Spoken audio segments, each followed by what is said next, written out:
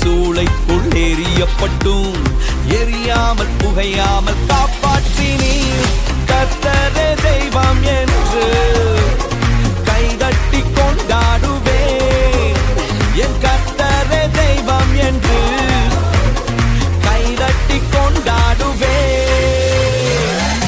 L Shaddai என் தெய்வமே, El ரோஹி என் தகப்பனே, யெகோவா என் ராஜனே.